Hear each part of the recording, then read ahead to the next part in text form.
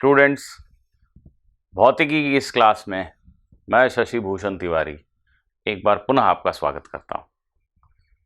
पिछली कक्षाओं में हमने भौतिकी में गणित के अनुप्रयोग के ऊपर चर्चाएं की हैं।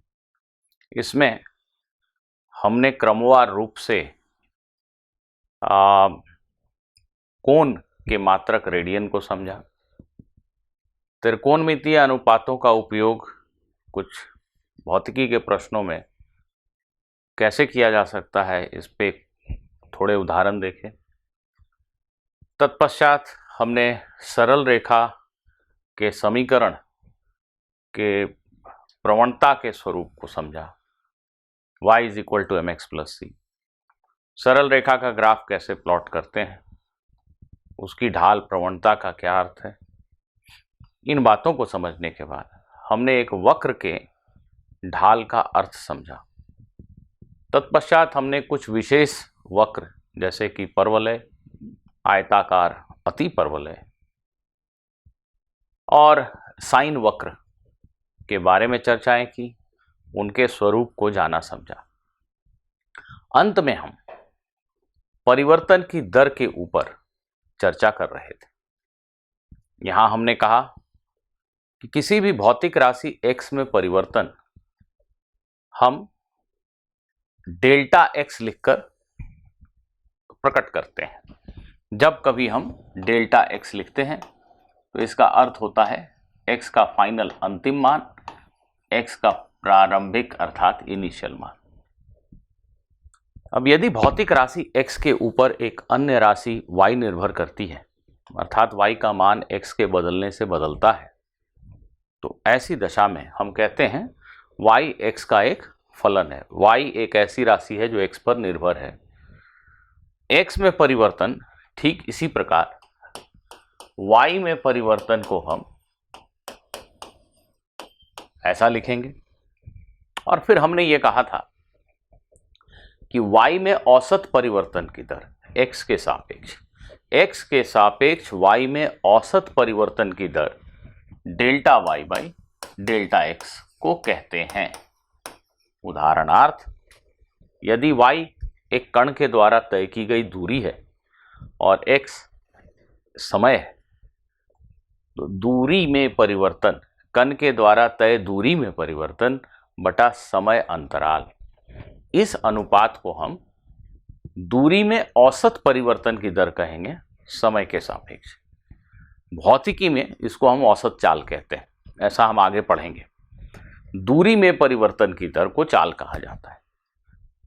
अगर डेल्टा y दूरी है, दूरी में परिवर्तन है, और डेल्टा x समय में परिवर्तन है, इसको हमने y और x न लिख करके s और t लिखा था। तो delta s by delta t यह राशि दूरी में औसत परिवर्तन की दर कहलाती है, जिसे हम औसत चाल भी कहते हैं। इसके पश्चात हम तात्क्षणिक परिवर्तन की दर को कैसे परिभाषित किया जाए, इसके ऊपर चर्चा कर रहे थे। और हमने कहा कि यदि राशि x में परिवर्तन अत्यंत सूक्ष्म हो, अत्यंत सूक्ष्म, 0.000000000000000000000000000000000000 और भी छोटा और भी छोटा और भी छोटा, तो x में इस प्रकार के परिवर्तन, अति सूक्ष्म परिवर्तन को हम सामान्यतः इस संकेत से नहीं, इस संकेत से प्रकट करते हैं, व्यक्त करते हैं। ठीक इसी प्रकार y में एक अत्यंत सूक्ष्म परिवर्तन को हम dy लिखते हैं। और जब y में सूक्ष्म परिवर्तन बटा y में x परिवर्तन, x में सूक्ष्म परिवर्तन, क्षमा करें, y में सूक्ष्म परिवर्तन बटा x में सूक्ष्म परिवर्तन, जब हम ये राशि ज्ञात करते हैं, अगर कर पाए, तो इसे ही हम y में परिवर्तन की दर कहेंगे x के सापेक्ष, तात्क्षणिक परिवर्तन की दर। तो दोस्तों, हम अपनी पढ़ाई यहां तक कर चुके थे और इसके आगे की पढ़ाई हम आज करते हैं। तो हम तात्क्षणिक परिवर्तन की दर के ऊपर चर्चा कर रहे थे। तात्क्षणिक परिवर्तन की दर अर्थात इंस्टेंटेनियस रेट ऑफ चेंज। ध्यान देंगे, अगर किसी प्रश्न किसी चर्चा में सिर्फ लिखा है परिवर्तन की दर, तात्क्षणिक वर्ड का इस्तेमाल नहीं किया गया, तो भी परिवर्तन की दर का अर्थ तात्क्षणिक परिवर्तन की दर ही होता है। जब हम औसत परिवर्तन की दर बोलना चाहेंगे तो हम बोलते हैं औसत परिवर्तन की दर, पर प्रायः तात्क्षणिक परिवर्तन की दर को सिंपली परिवर्तन की दर कहते हैं। तो परिवर्तन की दर अर्थात तात्क्षणिक परिवर्तन की दर। x के सापेक्ष राशि y में तात्क्षणिक परिवर्तन की दर, इसको कृपया पढ़ेंगे, तात्क्षणिक परिवर्तन की दर। x के सापेक्ष राशि y में तात्क्षणिक परिवर्तन की दर y में सूक्ष्म परिवर्तन बटा x में सूक्ष्म परिवर्तन है, dy बाई dx। अब विद्यार्थियों, समस्या यह है कि मैंने कहा dx x में एक अति सूक्ष्म परिवर्तन को सूचित करता है। dx का मान वस्तुतः कितना है हमें नहीं पता। x में अति सूक्ष्म परिवर्तन कितना छोटा, 0.000000000 की 10 साल तक 0 फिर 1, अत्यंत सूक्ष्म, इतना छोटा कि उसका एग्जैक्ट मान हमें पता ही नहीं। dx का एग्जैक्ट मान नहीं पता, dy का भी मान स्पष्ट रूप से हमें नहीं पता। dy में भी परिवर्तन अत्यंत, y में भी परिवर्तन अर्थात dy अत्यंत सूक्ष्म राशि है, इतनी सूक्ष्म कि उसका एग्जैक्ट मान हमें पता तक नहीं। तो जब इन दो राशियों का एग्जैक्ट मान हमें ज्ञात नहीं है तो इनके अनुपात को हम कैसे कैलकुलेट करेंगे, कैसे गणना करेंगे? किसी साधारण विधि के द्वारा हम इस अनुपात की गणना नहीं कर सकते। तो ठीक है, एक बार हम इसको ऐसा सोच सकते हैं कि ये dy बटा dx है, पर सच्चाई ये है कि dy बटा dx अर्थात किसी चीज को किसी चीज से भाग कर दें, ऐसा करके इसकी गणना हम नहीं कर सकते, क्योंकि ना तो हमें dy का मान स्पष्ट तौर पे पता है, ना dx का मान। इस राशि को पता करने के लिए गणितज्ञों ने विशेष विधियां इजाद की हैं, और इस राशि को पता करने की जो प्रक्रिया है उसको गणित में अवकलन कहा जाता है। अत्यंत सूक्ष्म परिवर्तन y में, अत्यंत सूक्ष्म परिवर्तन x में, इस अनुपात को ज्ञात करना साधारण भाग करने जैसा नहीं है। इस अनुपात को ज्ञात करना एक जटिल समस्या है, और इसको प्राप्त करने के लिए गणितज्ञों ने विभिन्न तरीके बताए हैं। इस प्रक्रिया को, इस अनुपात को प्राप्त करने की प्रक्रिया को हम अवकलन अर्थात डिफरेंशिएशन कहते हैं। मैथमेटिशियंस dy बाई dx को पढ़ते हैं, y का डिफरेंशिएशन, y का अवकलन x के सापेक्ष। इस dy बाई dx को हम पढ़ते हैं x के सापेक्ष y का अवकलन।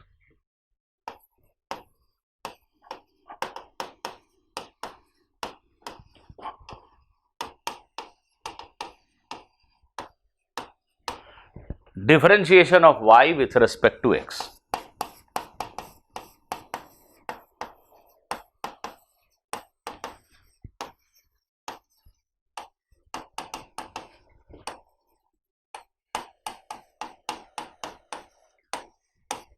Differentiation of y with respect to x. अब जैसा कि मैंने आपसे कहा कि इसको ज्ञात करना साधारण भाग करने जैसी प्रक्रिया नहीं है, ये बिल्कुल ही जटिल अलग सी प्रक्रिया है। तो dy बाई dx विभिन्न परिस्थितियों में कैसे पता लगाते हैं, इसके लिए गणितज्ञों ने भिन्न भिन्न तरीके इजाद किए हैं। उन तरीकों के ऊपर, उन तरीकों की व्युत्पत्ति के ऊपर हम ज़्यादा समय खर्च नहीं करेंगे, और कुछ बहुत ही फंडामेंटल, बहुत ही मूल सरल फॉर्मूले जो हैं dy बाई dx ज्ञात करने के, वो हम याद कर लेंगे। गणित की किताब से चुराकर मैं कुछ बहुत ही साधारण फॉर्मूले आपके लिए लेकर आया हूं, उन फॉर्मूलों को आप याद कर लेंगे, ठीक है।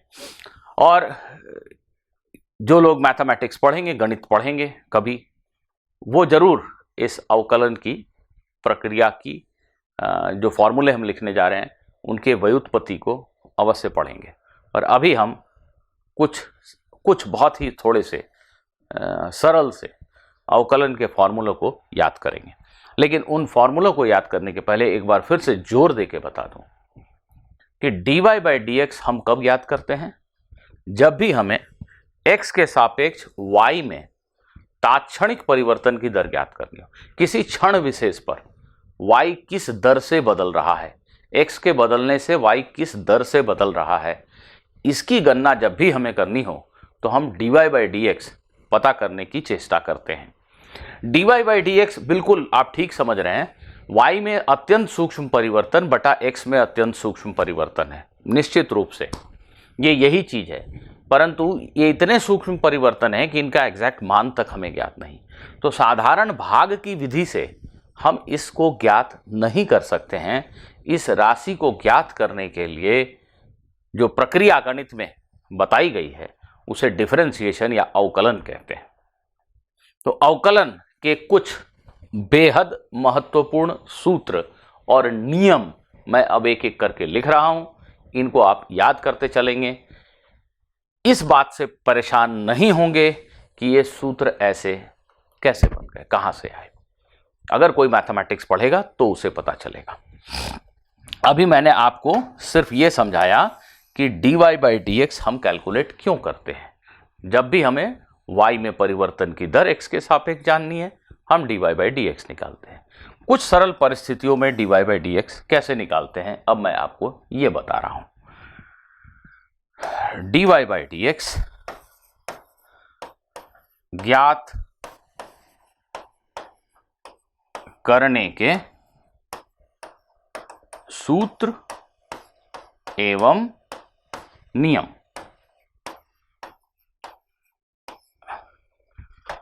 क्या मैं सारे सूत्र लिखने जा रहा हूं? नहीं। क्या मैं सारे नियम लिखने जा रहा हूं? नहीं। कुछ बहुत ही सरल से सूत्र और नियम जिससे हम बहुत ही सरल प्रकार के फलनों का डिफरेंशिएशन कर सकें, बस वही लिखने जा रहा हूं। देखिए स्टूडेंट्स, सबसे पहला यदि y एक नियत राशि है, यदि y एक नियत राशि है, जैसे y का मान है 4, उदाहरण के लिए कहीं लिखा है y बराबर 4। y एक राशि है जो नियत है, x कोई दूसरी राशि है जो बदल रही है। तो x के बदलने से y बदल ही नहीं रही है। y नियत राशि है, y का मान 4 है, 5 है, 8 है, -2 है, कुछ भी ऐसा मान है। c एक नियतांक को सूचित करता है। तो यदि y एक नियत राशि है और मैं आपसे पूछूं कि dy/dx क्या होगा, तो आप कॉमन सेंस से, साधारण बुद्धि से बता सकते हैं कि इसका मान 0 होगा, क्योंकि dy/dx का अर्थ होता है y में परिवर्तन की दर x के सापेक्ष। x बदलने से y किस रफ्तार से बदल रहा है। तो सच्चाई यह है कि यहाँ पे तो y बदल ही नहीं रहा है, तो y में बदलने की दर क्या है? 0। y 4 था, अभी भी 4 है, अभी भी 4 है, अभी भी 4 है, अभी भी 4 है। x का मान भले ही 10 से बढ़ के 100 हो गया, लेकिन y 4 का 4 ही है, तो y में परिवर्तन की दर तो 0 है, इसलिए dy/dx निश्चित तौर पे 0 होता है। ये एक ऐसा एक सूत्र है जो हम गेस कर सकते हैं। इसके पश्चात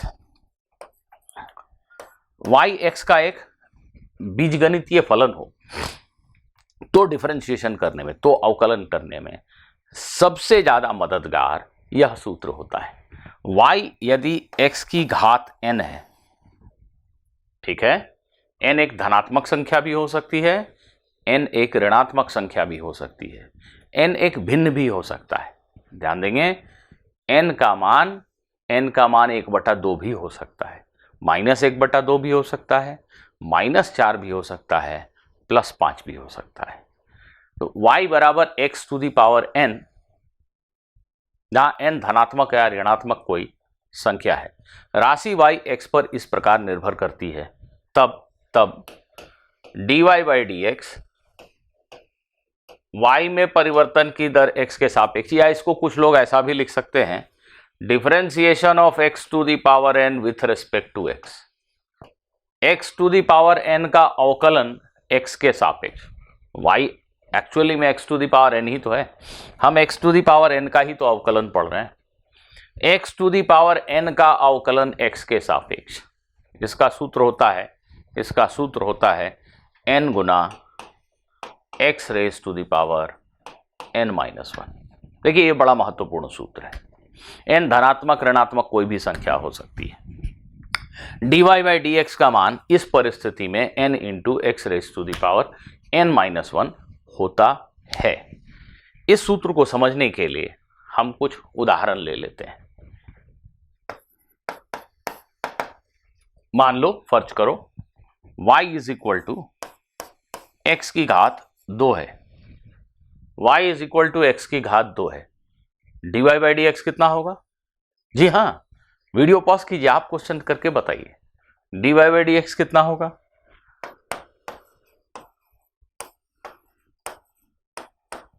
हमें यहां यह समझ आना चाहिए, ये जो n था, n का मान 2 है, तो dy बाई डी एक्स अर्थात एक्स स्क्वायर का अवकलन x के सापेक्ष, इसको लिखने के लिए हम ऐसे भी लिख सकते हैं, एक ही बात है, एक्स स्क्वायर का अवकलन x के सापेक्ष, एक ही बात है ना, क्योंकि y एक्स स्क्वायर है।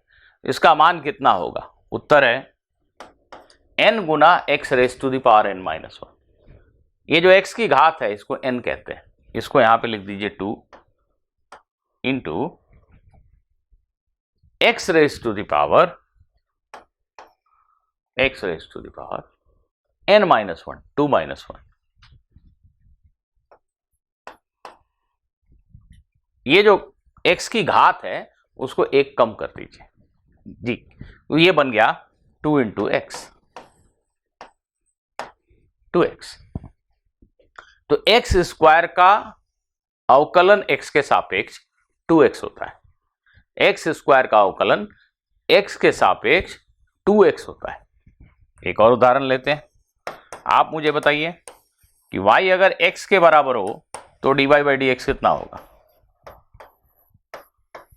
dy by d x of course यहाँ dx बाई डी एक्स है।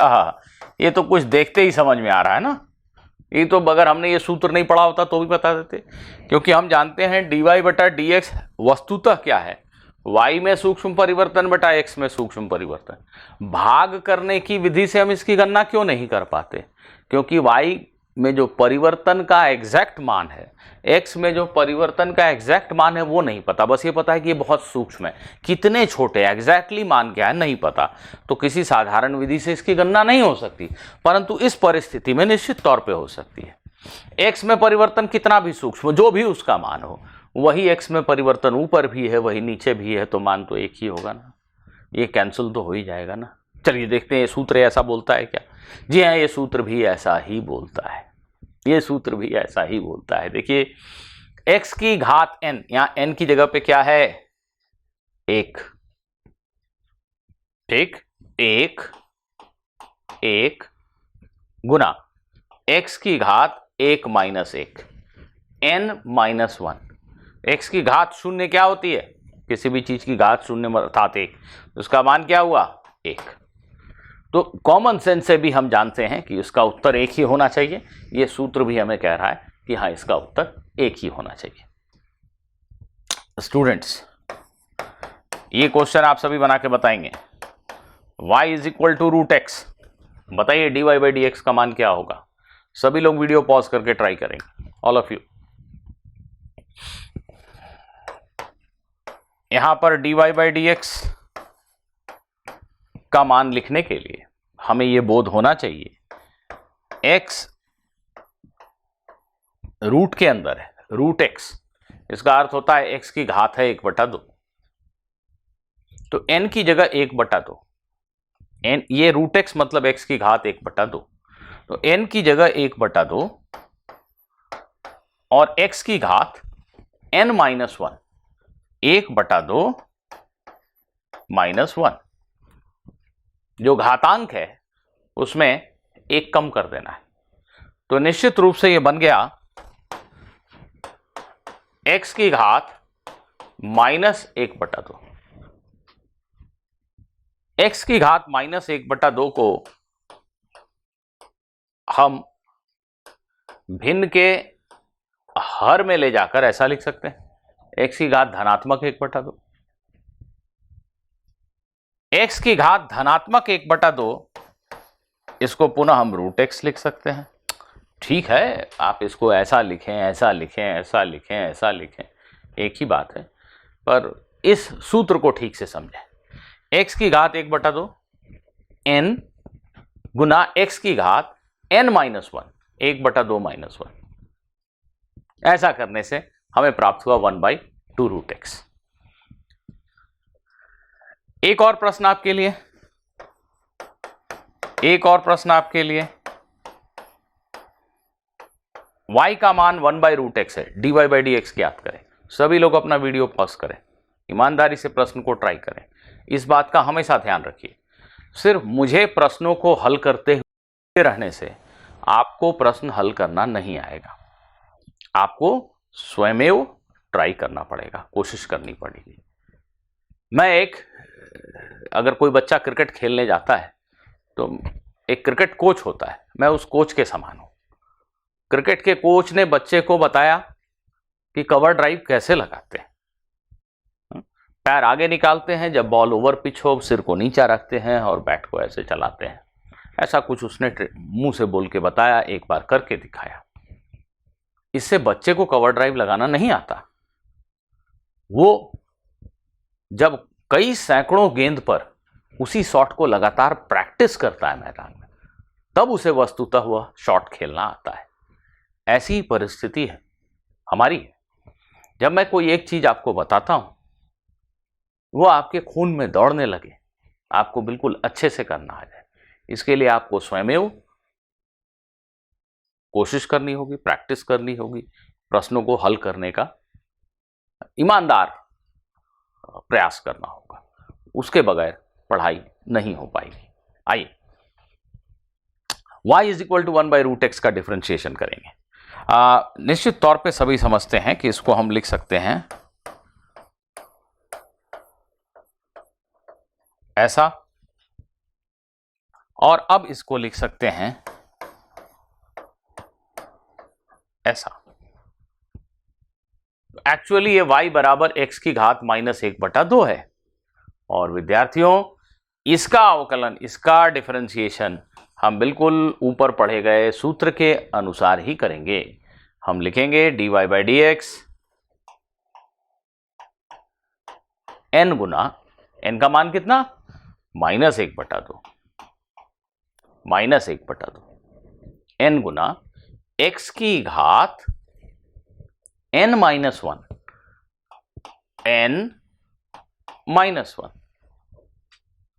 ये कितना बन गया, -1/2 x की घात -3/2। यही हमारा उत्तर। हम चाहे तो ऑफ कोर्स इसको ऐसा लिख सकते हैं,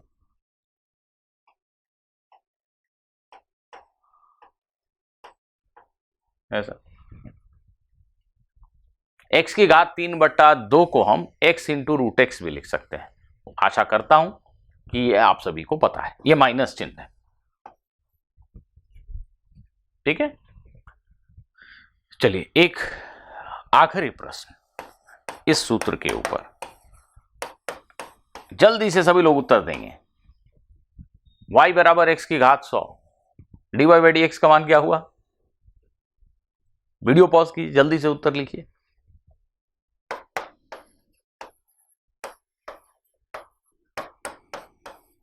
n गुना x की घात n-1, 100 में एक कम अर्थात 99, 100 गुना x की घात 99। विद्यार्थियों अभी तक हमने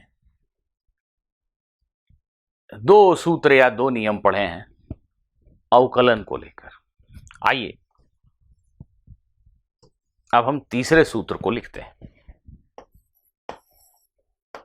यदि y sin x के बराबर हो, साइन त्रिकोणमितीय फलन, y यदि sin x के बराबर हो तो dy/dx का अर्थ हुआ, हम इसको पढ़ सकते हैं differentiation of sin x, sin x का अवकलन x के सापेक्ष with respect to x, differentiation of sine x with respect to x, या साइन x का अवकलन x के सापेक्ष। ये सूत्र आपको अभी याद करना पड़ेगा। मैं आपको बता रहा हूं कि साइन x का अवकलन x के सापेक्ष cos x होता है। ठीक इसी प्रकार मैं आपको एक और सूत्र दे रहा हूं, y बराबर अगर cos x हो तो dy बाई डी एक्स मतलब cos x का डिफरेंशिएशन, इसको हम ऐसे भी लिख सकते हैं सीधा, cos x का डिफरेंशिएशन x के सापेक्ष, ये चीज माइनस साइन x होती है। विद्यार्थियों ध्यान से नोट कीजिए, साइन x का डिफरेंशिएशन x के सापेक्ष cos x होता है और cos x का डिफरेंशिएशन x के सापेक्ष माइनस साइन x होता है। अन्य त्रिकोणमितीय फलनों के अवकलन भी होते हैं, लिखे जा सकते हैं, पर मैं आपकी परीक्षा के हिसाब से जो देख पा रहा हूं कि उनकी हमें आवश्यकता नहीं पड़ेगी। तो जैसा मैंने कहा कि बहुत सिंपल से कुछ फॉर्मूले ही हम सीखने की कोशिश कर रहे हैं। ठीक है, आगे बढ़ने के पहले मैंने जो हेडिंग दिया है, टॉपिक का जो नाम दिया है कि अवकलन से संबंधित कुछ सूत्र एवं नियम, तो कुछ नियमों को भी मैं यहीं पे बिंदुवार बताता चल रहा हूं और उन नियमों को बहुत फॉर्मल तरीके से नहीं लिख करके मैं आपको समझाने के हिसाब से उदाहरणों के माध्यम से बता देता हूं। उनको फॉर्मल तरीके से मैं नहीं लिख रहा हूं, आपको गणित जटिल लगने लगेगी, उसको अवॉइड कर रहा हूं। एक एक उदाहरण लेके इन नियमों को मैं आपको समझा रहा हूं। देखिए विद्यार्थियों, देखिए यदि ऐसा कोई फलन आपको दिया गया हो, y is equal to 4 into sine x, 4 एक नियतांक है जो x के किसी फलन के साथ गुणक के रूप में है। ठीक है, ये x का एक फलन है जिसका अवकलन हमें पता है और उसके साथ एक गुणांक में एक नियत राशि है। ऐसी परिस्थिति में dy बाई डी एक्स निकालते समय आप इस नियतांक को अवकलन के चिन्ह के बाहर रख सकते हो। ये नियतांक एज इट इज ऐसे का ऐसे ही रहेगा। 4 को ऐसे बाहर छोड़ दो और सोचो कि साइन एक्स का अवकलन x के सापेक्ष कैसे लिखा जाए।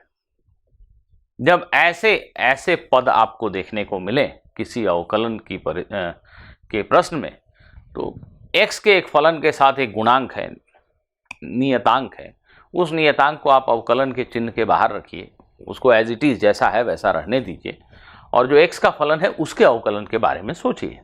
तो अभी शायद आपने याद किया कि साइन x का अवकलन cos x होता है x के सापेक्ष, तो उत्तर हो गया 4 cos x। एक और उदाहरण दे देता हूं अपनी इस बात को समझाने के लिए। y is equal to 4x cube, 4 into x की पावर 3, और हमें dy बाई डी एक्स ज्ञात करने को कहा गया है।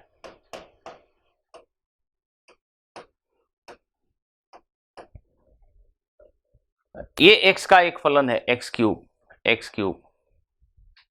ठीक, और 4 उसके साथ एक नियतांक है।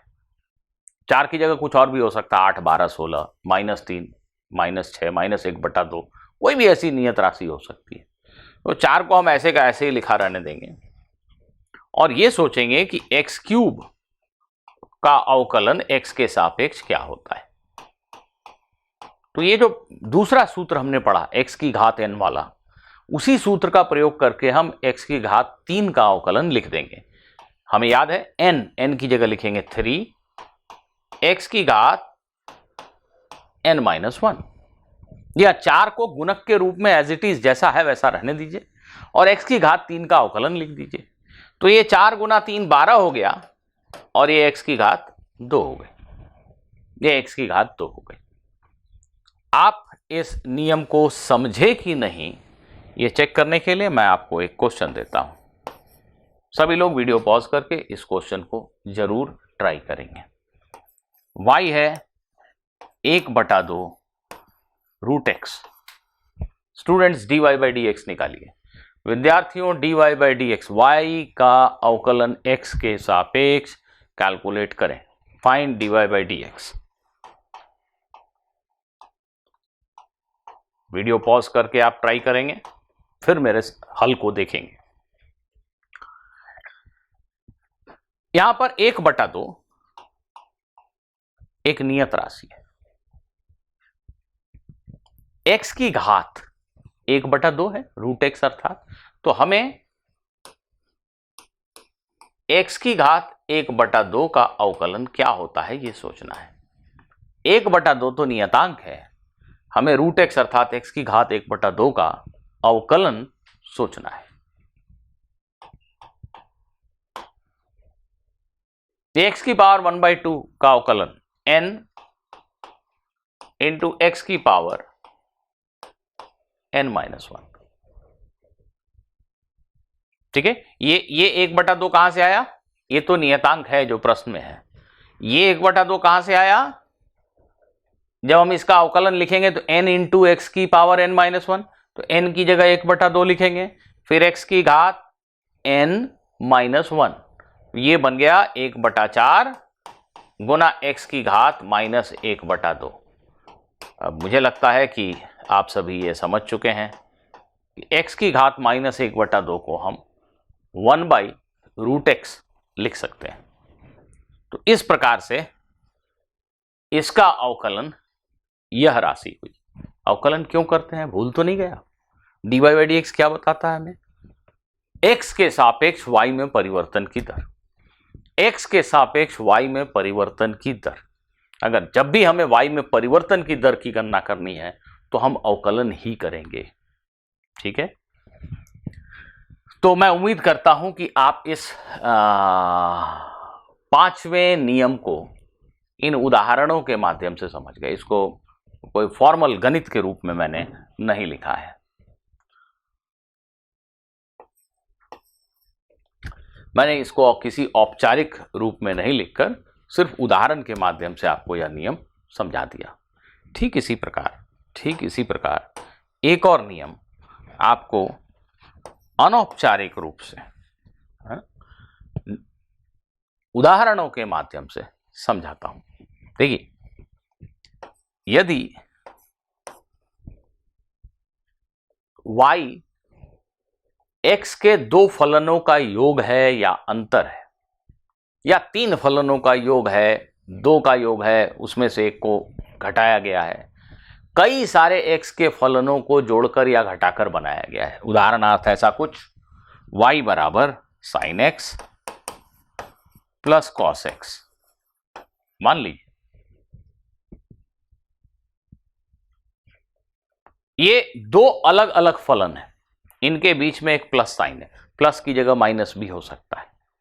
ऐसी परिस्थिति में dy बाई डी एक्स ज्ञात करने के लिए, अवकलन प्राप्त करने के लिए आपको प्लस माइनस साइन से सेपरेटेड, प्लस माइनस साइन से जो अलग अलग पद हैं उन पदों का अवकलन अलग अलग सोचना है। अर्थात आप सिर्फ ये सोचिए कि साइन एक्स का अवकलन क्या होता है, भूल जाइए बाकी राशियों।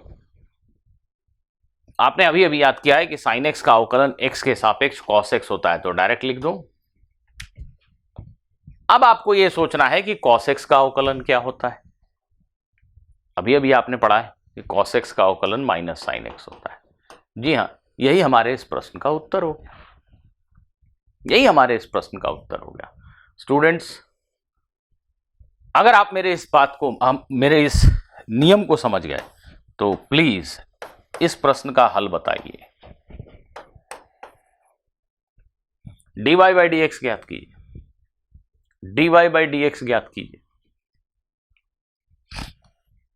वीडियो पॉज कीजिए, ज्ञात कीजिए dy बाई डी एक्स। अरे आप लोग मेरे साथ हैं ना? मैं जो बोल रहा हूं उन प्रश्नों को हल करते चल रहे हैं कि नहीं? बिल्कुल हल करते चलना है। ये चीजें रट जानी चाहिए, तभी बात बनेगी। dy by d x, dy by d x निकालने के लिए मैं इसको और इसको अलग से डिफरेंशिएट करूंगा। ये प्लस साइन से अलग हुए, ये दो अलग अलग पद हैं। मैं इनके अवकलन के बारे में अलग अलग सोचूंगा। पहले एक्स स्क्वायर का अवकलन, कौन से सूत्र से? वही सूत्र क्रमांक 2 x to the power n वाले सूत्र से। और ये तो ऊपर में भी एक दो जगह पे किया, आपको शायद याद भी हो गया होगा। क्या? n इंटू एक्स की घात n माइनस 1, 2 माइनस 1 अर्थात x की घात 1, 2 गुना x की घात 1, 2x। और x का अवकलन x के सापेक्ष, ये तो मुझे लगता है जरूर सबको याद होगा कि इसका मान 1 होता है। x का अवकलन x के सापेक्ष, उसी सूत्र से या सरल बुद्धि के बल पे हम कह सकते हैं कि dx बाई dx तो 1 ही होगा। तो ये आंसर हो गया 2x प्लस 1। स्टूडेंट्स, एक और प्रश्न, y इज इक्वल टू, बेटा ये जो प्रश्न हम कर रहे हैं यही प्रैक्टिस है। हम इन्हीं प्रश्नों को अच्छे से समझ के रट लें तो हमारा काम खत्म। इसके बाद हम 10 पुस्तकों को और बहुत सारे स्टडी मटेरियल को जमा करके कुछ पढ़ें, कुछ नहीं होने वाला। इन प्रश्नों को ठीक से समझ के कंठस्थ करना है। बिल्कुल कैसे हो रहे हैं एकदम क्रिस्टल क्लियर होना चाहिए, एकदम साफ साफ दिखना चाहिए कि ऐसा इसलिए किया गया। बात बन गई। आपको अलग से कोई कुछ भी कह दे, पढ़ने की आवश्यकता नहीं। इतना ही काफी है जितना आपको क्लास में कराया जा रहा है। इनमें से एक एक बात आपको ठीक से समझ में आनी चाहिए और याद होनी चाहिए। इतना ही आपकी ड्यूटी है। आइए इस प्रश्न का हल बताइए मुझे। y is equal to 4 sine x plus 8 dy by d x निकालिए। dy by d x,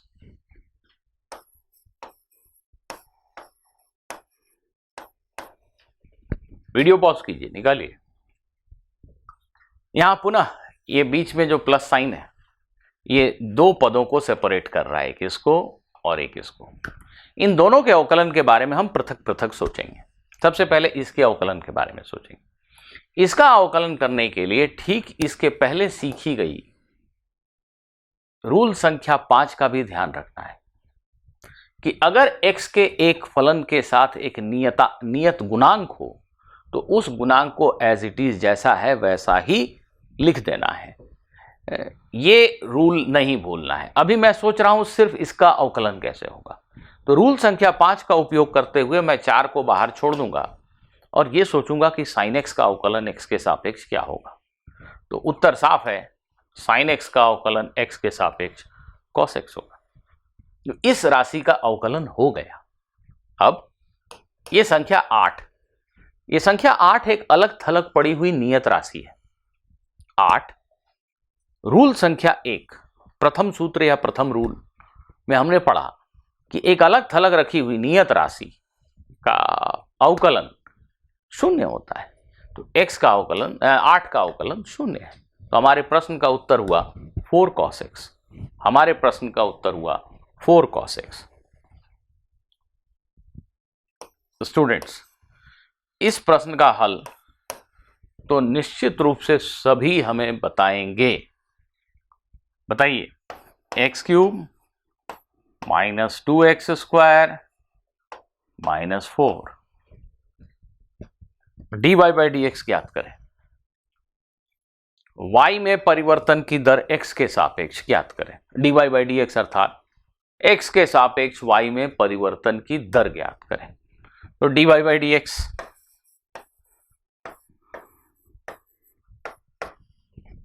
video pause करके आपको खुद बनाना है, फिर देखना है। यहां 3 अलग अलग पद हैं।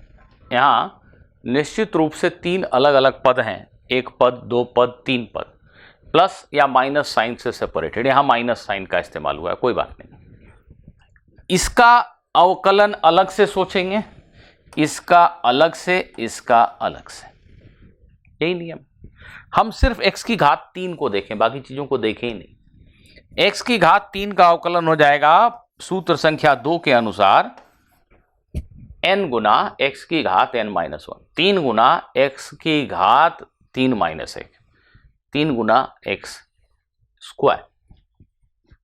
ये दूसरे वाले पद का अवकलन करने चले हैं, माइनस जैसा लिखा है वैसे ही लिखा रहने दीजिए। अब हम सिर्फ इसको देख रहे हैं, बाकी किसी को नहीं देख रहे हैं। 2 एक नियत संख्या है, 2 एक नियत राशि है, इसको एज इट इज बाहर रहने दीजिए, इसको कुछ मत कीजिए, लिखा रहने दीजिए, इस गुणांक को ऐसे ही रहने दीजिए। मैं अब इंडिपेंडेंटली सोच रहा हूं कि अगर सिर्फ इतना दिया होता तो इसका अवकलन क्या होता। तो 2 एक नियत राशि है, उसको वैसे ही रहने दीजिए। x की घात 2, इसका अवकलन पुनः सूत्र संख्या 2 के आधार पर x की घात 2 का अवकलन 2x होगा, n गुना 2 गुना x की घात 2 - 1। अब ये माइनस साइन जैसा है वैसे ही रहेगा। अब मैं इस तीसरे पद के बारे में सोचता हूं, सिर्फ इस तीसरे पद 4 को देख रहा हूं, बाकी मुझे कुछ नहीं दिखाई दे रहा है। 4 एक अलग थलग पड़ा हुआ नियतांक है, उसका अवकलन निश्चित रूप से 0 होता है। इसलिए 3x² - 4x, यही हमारे प्रश्न का उत्तर हो गया जी। अब मैं आशा करता हूं कि आप इस रूल संख्या 6 या सूत्र संख्या 6 जो बोलना चाहें आप, इसको अवश्य कर समझ गए।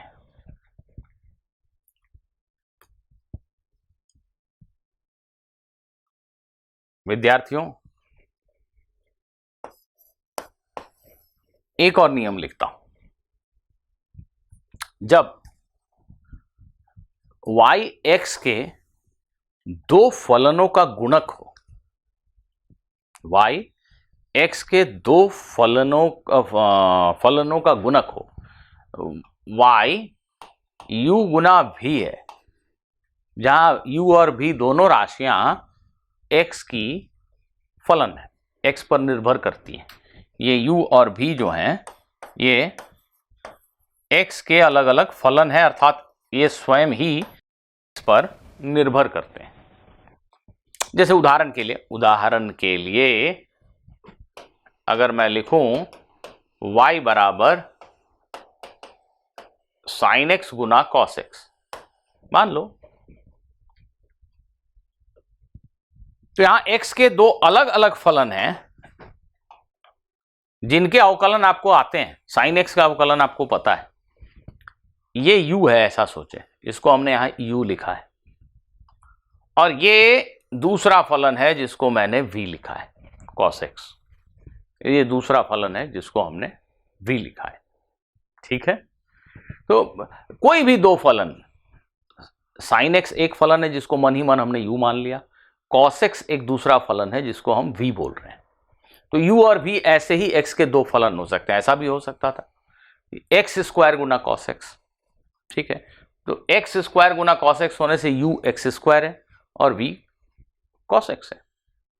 अब जब y x के 2 फलनों का गुणक हो तो ऐसी परिस्थिति में dy by dx इस सूत्र के द्वारा प्राप्त किया जाता है।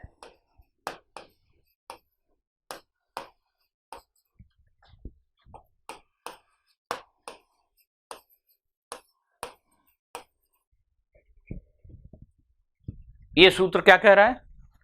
u गुना v का अवकलन x के सापेक्ष, u गुना v का अवकलन dv by dx plus v Guna u का अवकलन।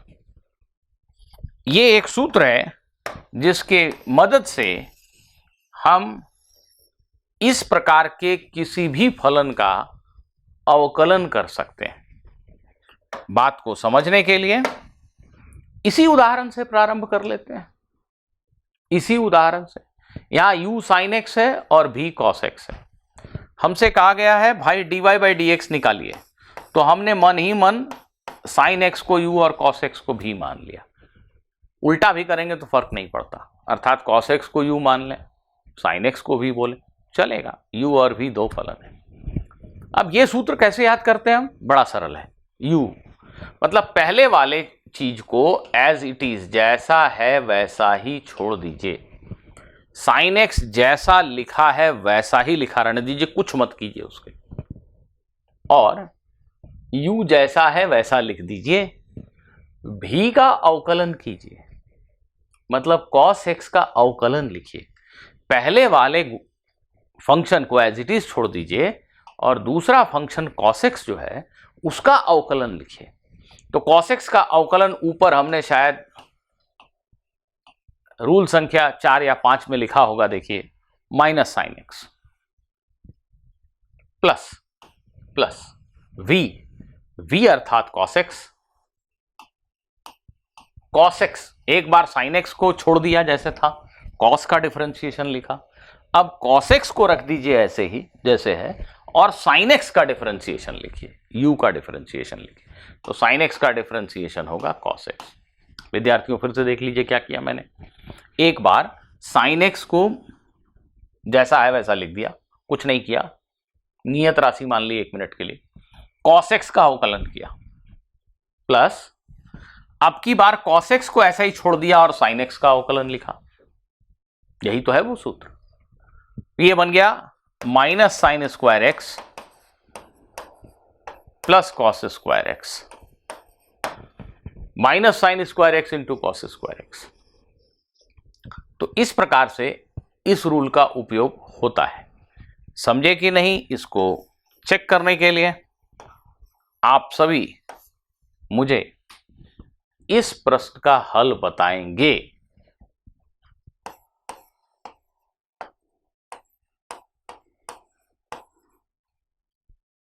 dy बाई डी एक्स ज्ञात करें, dy बाई डी एक्स ज्ञात करें।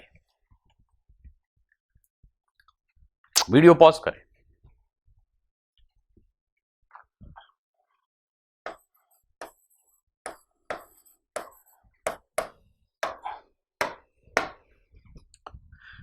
यहां पर x के दो फलनों को गुणा किया गया है।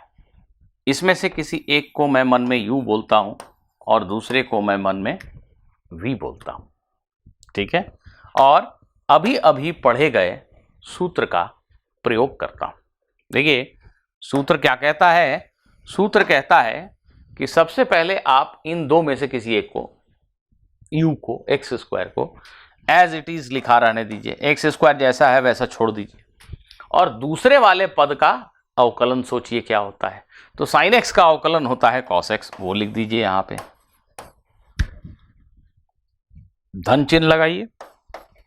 अब इस बार इस पद को एज इट इज लिखा रहने दीजिए, साइन एक्स जैसा है वैसा ही लिखा रहने दीजिए, और ये सोचिए कि एक्स स्क्वायर का अवकलन क्या होता है।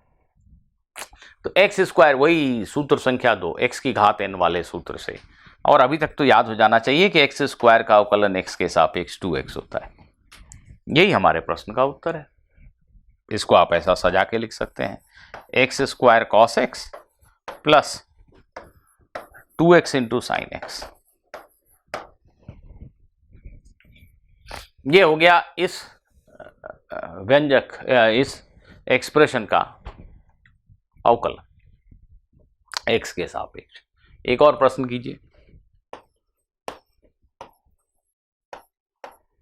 एक और प्रश्न करेंगे सभी, और जरूर करेंगे, ध्यान दीजिए जरूर करेंगे।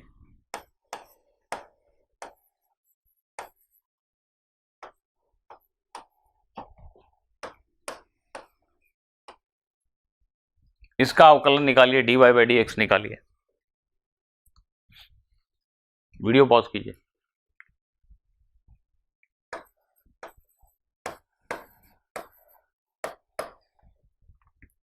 यहां पर हम देखते हैं कि 3 पद हैं जो प्लस माइनस साइन से सेपरेटेड है। ये एक अलग राशि है, ये एक अलग राशि है, ये एक अलग राशि है। तो तीनों का अवकलन अलग अलग सोचना होगा। ये अभी थोड़ी देर पहले पढ़ा शायद छठे रूल में। तीनों का अवकलन हमें अलग अलग ही सोचना पड़ेगा। अभी इस वक्त हम सिर्फ इसके अवकलन के बारे में सोच रहे हैं। तो जब इसके अवकलन की बारी आई तो दिखता है कि ये स्वयं u इंटू भी के स्वरूप वाला है। अभी हम इनके बारे में तो सोच ही नहीं रहे, अभी हम इसके बारे में सोच रहे हैं कि इसका अवकलन कैसे होगा। तो ये स्वयं u इंटू भी के स्वरूप वाला है। तो अभी इसका अवकलन लिखते हैं, u अर्थात x Guna dv by d x, cos x का अवकलन माइनस साइन एक्स। ठीक, अभी हम इसी के बारे में सोच रहे हैं। प्लस इस बार cos x को ऐसा ही लिखा रहने देंगे, कुछ नहीं करेंगे। x का अवकलन x के सापेक्ष 1, क्या लिखा है मैंने अभी? सिर्फ इसका अवकलन u इंटू भी रूल का इस्तेमाल करके, इसको एज इट इज छोड़ा, cos का डिफरेंशिएशन माइनस साइन, इस बार x को डिफरेंशिएट किया, cos x को ऐसा ही छोड़ दिया, cos x इंटू एक्स का डिफरेंशिएशन 1। अब इस पद का डिफरेंशिएशन हो गया u इंटू भी रूल के इस्तेमाल से। अब इसके पहले वाले रूल के मुताबिक इसका डिफरेंशिएशन लिख दिया। अब इसका लिखिए, माइनस 5 का डिफरेंशिएशन, 5 एक अलग थलग नियतांक है, इसका डिफरेंशिएशन 0। अब ये धन राशि, धन चिन्ह रहेगा, इसका अवकलन अलग से सोचिए। हमने सोचा 3x², ये सूत्र संख्या 2 से, x की घात n वाले सूत्र से। तो हमारा फाइनल उत्तर हो गया minus x sign x plus cos x plus 3x²। ठीक है स्टूडेंट्स, शायद मैं मान सकता हूं कि इस रूल को भी आप समझ गए होंगे। एक और रूल आपको बताता हूं, पुनः उदाहरणों के माध्यम से ही बताता हूं। सपोज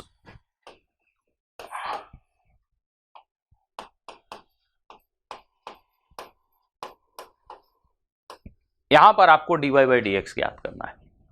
ध्यान दीजिए, हमें जो चीज आती है वो ये आती है। हमें ये पता है कि साइन एक्स का अवकलन x के सापेक्ष cos x होता है, ये सभी जानते हैं, ये सभी जानते हैं। यहां पर x के स्थान पर x नहीं है, बल्कि x का एक लीनियर फंक्शन है, x का एक रैखीय फलन है। x के स्थान पर यहां 4x प्लस 3 है। x का एक लीनियर, एक रैखीय फलन है। तो x के स्थान पर जब x का एक रैखीय फलन हो तो भी साइन का डिफरेंशिएशन cos ही होगा। अर्थात आप यहां लिख सकते हैं ऐसा, साइन का डिफरेंशिएशन cos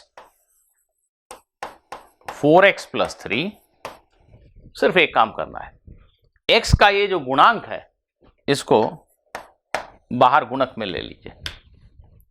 क्या करने को कह रहा हूं मैं? साइन x का डिफरेंशिएशन cos x होता है, ये नियम चलेगा, अभी भी यही लगेगा।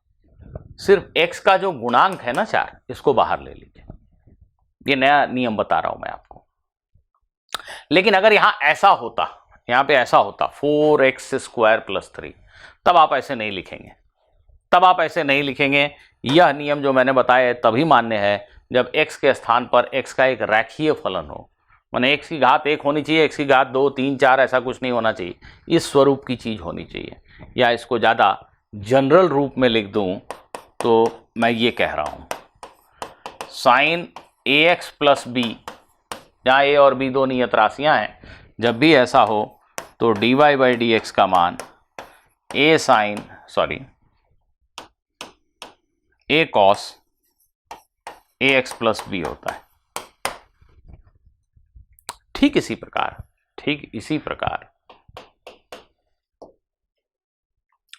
प्रकार यदि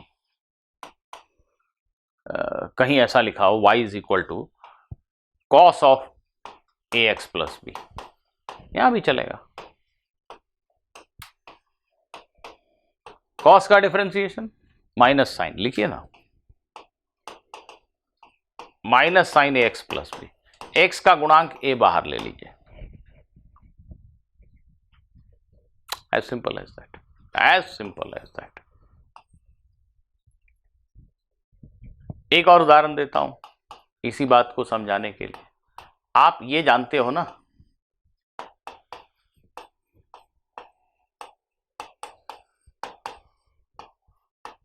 ऐसा ये जानते हो आप, अगर कहीं ऐसे लिखा हो x की जगह x का एक रैखीय फलन हो, तब dy बाई डी एक्स पुनः ऐसे ही फॉर्मूले से लिखा जा सकता है, मतलब n गुना ax प्लस बी की घात n माइनस वन। यहां पर भी x का जो गुणांक है a वो बाहर आ जाएगा। तो ये कुछ स्पेशल केस है जिनको आप कृपया करके ध्यान पूर्वक देख के याद कर लीजिए।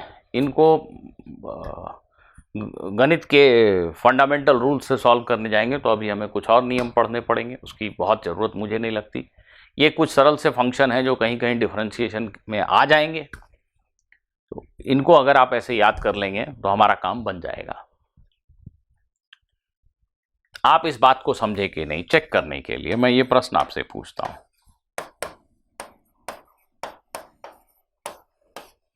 dy बाई डी एक्स लिख के बताइए, वीडियो पॉज कीजिए, dy बाई डी एक्स लिख के बताइए।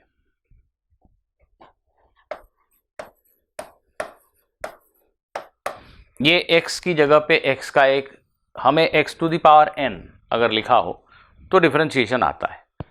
हमारे प्रश्न में x की जगह x का एक रेखीय फलन है, तो भी मोटा मोटी वही सूत्र लगा सकते हैं। मैं लिख सकता हूं n अर्थात 6 गुना 2x प्लस 3 की घात n माइनस 1 अर्थात 5, और x का ये जो गुणांक है ये बाहर में लेने का, माने 2 गुना 6 अर्थात 12,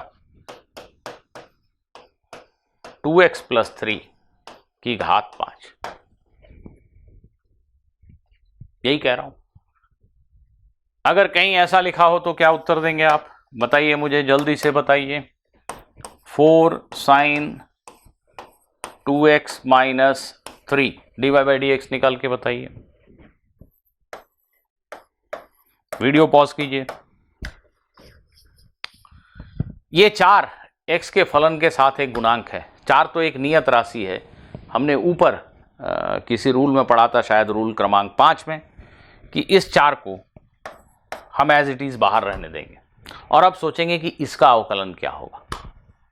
इसका अवकलन अभी सीखी गई, अभी जो हमने नियम सीखा उसके आधार पे साइन का कॉस, ये 2x माइनस 3 रहेगा क्योंकि ये x का एक रेखीय फलन है। x का गुणांक 2 जो है ये जरूर बाहर आ जाएगा, तो ये 4 एज इट इज रहेगा। x का गुणांक 2 बाहर आया तो ये 4 दूनी 8 हो गया, ये बन गया 8 कॉस 2x माइनस 3। ठीक है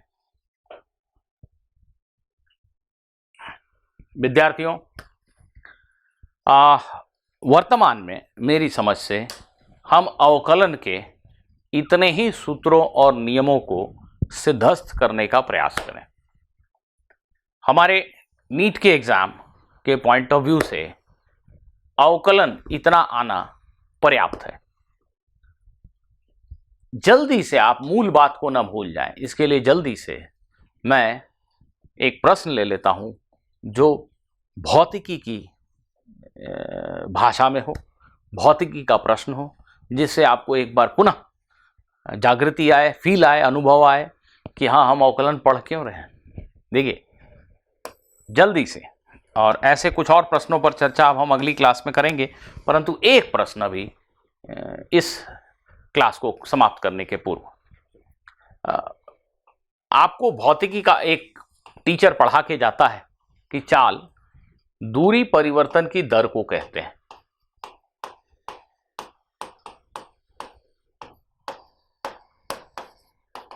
ठीक, अब आपसे कहा गया कण के द्वारा तय की गई, एक कण मान लीजिए सरल रेखा पे ही गति कर रहा है, एक कण के द्वारा तय की गई दूरी s समय के साथ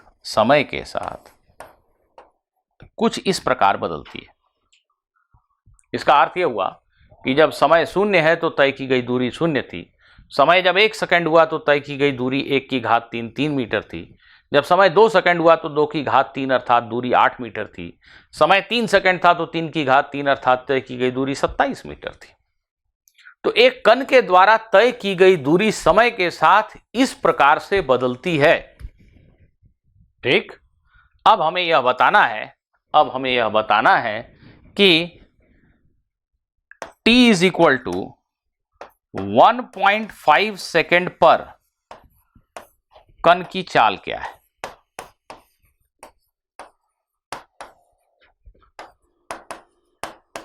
देखिए यहां औसत चाल की चर्चा नहीं की गई। इस प्रश्न में एक स्पष्ट समय पर, एक खास वक्त पर, उस क्षण विशेष की तात्क्षणिक चाल की बात की जा रही है। t is equal to 1.5 second पे, ठीक t is equal to 1.5 second पे चाल क्या है? 1 मिनट के लिए अगर मान ले कि ये आपने बाइक स्टार्ट की और आपके मोटरसाइकिल द्वारा तय की गई दूरी है समय के साथ, तो मोटरसाइकिल स्टार्ट होने के 1.5 सेकेंड के बाद, ठीक 1.5 सेकेंड के बाद मोटरसाइकिल की चाल क्या है? अर्थात आपकी बाइक में लगा, आपकी गाड़ी में लगा स्पीडोमीटर क्या शो कर रहा है? उस वक्त आपकी चाल क्या है? थोड़े समय पहले क्या थी, थोड़े समय बाद क्या है, हमें यह नहीं जानना। ठीक t is equal to 1.5 second पर आपकी गाड़ी किस चाल से चल रही है, हमें यह बताना है। और फिजिक्स के टीचर ने हमें क्या पढ़ाया है? चाल दूरी परिवर्तन की दर है। किसके सापेक्ष जब नहीं लिखा है तो मैंने पिछली क्लास में बताया था कि मान लिया जाता है समय के सापेक्ष। दूरी परिवर्तन की दर है, यहां पे हिडन स्टेटमेंट है, छुपा वाक्यांश है, समय के सापेक्ष। तो चाल दूरी परिवर्तन की दर को कहते हैं समय के सापेक्ष। अर्थात हम इसकी गणितीय परिभाषा स्वयं से बना सकते हैं।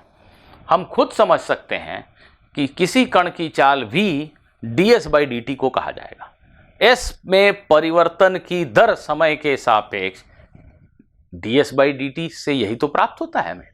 dy/dx अर्थात y में परिवर्तन की दर x के सापेक्ष, ds/dt मतलब s में परिवर्तन की दर समय के सापेक्ष। तो यही हमें ज्ञात करना है। चाल निकालो मतलब ये निकालो। आइए डिफरेंशिएशन करते हैं। अभी सीखे गए नियमों में से नियम संख्या 2 के आधार पे हम इसका अवकलन कर सकते हैं। जो हम y लिख रहे थे उसकी जगह s है, जो हम x लिख रहे थे उसकी जगह t है। तो t की घात 3 का t के सापेक्ष अवकलन n 3 है। t की घात n-1 अर्थात 2। जी हां, कण की चाल यही है। कण की चाल क्या है? 3t²। क्या समझ में आया? समझ में आया कि यह कण नियत चाल से नहीं गति कर रहा है। कण की चाल स्वयं समय के साथ बदल रही है। तो t is equal to 1.5 second पर जो कण की चाल होगी वो जानने के लिए आपको t के स्थान पर 1.5 लिखना पड़ेगा। तो कण की चाल समय के साथ ऐसे बदल रही है। t is equal to 1.5 second पर कण की ये चाल है। This is equal to 3 into 2.25 6.75 metre प्रति सेकेंड। ये आपके कण की चाल है ठीक t is equal to 1.5 second पर। दोस्तों, मुझे आशा है कि आप अवकलन के सभी सूत्रों और नियमों को कंठस्थ याद करेंगे और अवकलन का भारी उपयोग है भौतिकी में, इस अनुभव के साथ आज की क्लास से जाएंगे। हम आगे की कक्षाओं में अवकलन के उपयोगों के ऊपर कुछ और प्रश्न भी करेंगे। धन्यवाद।